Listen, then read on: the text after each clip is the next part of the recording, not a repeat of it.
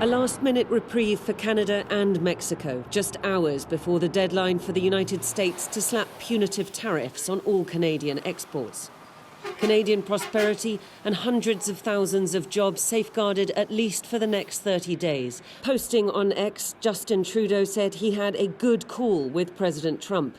Canada is implementing our $1.3 billion border plan, reinforcing the border with new choppers, technology and personnel, enhanced coordination with our American partners and increased resources to stop the flow of fentanyl.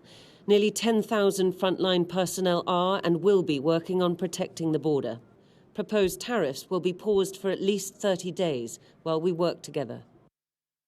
Around a quarter of all trade between the United States and Canada crosses that bridge, the Ambassador's Bridge. It's £260 million worth of goods every single day. A lot of them cars, car parts, many of which crisscross the border multiple times before they end up either at an assembly plant in Detroit on that side of the river or here in Windsor, Ontario, which is Canada's car capital.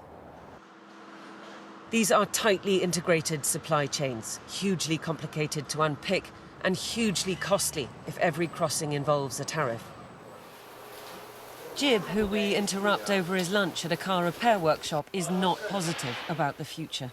It's not easy for people as is today to survive out here with pay and, taxes as is. Now we're adding an extra 25%.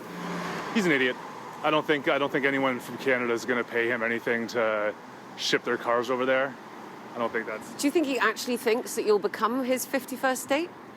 I think he needs to go back to school and do a lot of research on what's reality in life. Mexico has won an 11th hour reprieve, saying it will strengthen its northern border with an additional 10,000 troops in return for a 1-month pause in tariffs.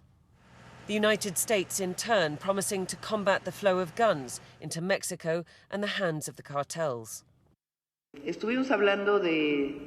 I told him that we've been working together on immigration, that there were results, always based on protection and respect for human rights. And then we talked about his interest, and ours as well, in reducing the traffic of fentanyl. But I also explained to him the seriousness of the amount of high-powered weapons that enter from the United States.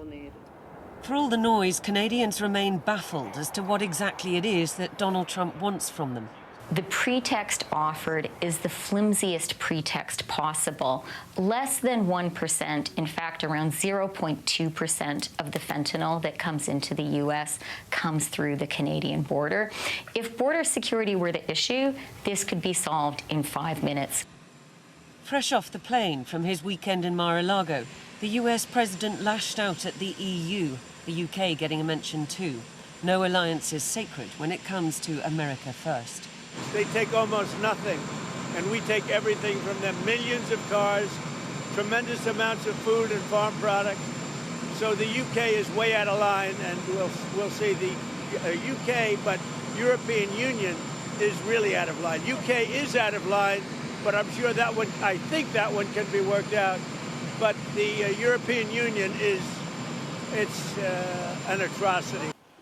Taking a wrecking ball to long-standing trade ties would fray partnerships and put a strain on the global economy. Testing those partnerships, too, is a dangerous game, but one Trump seems intent on playing.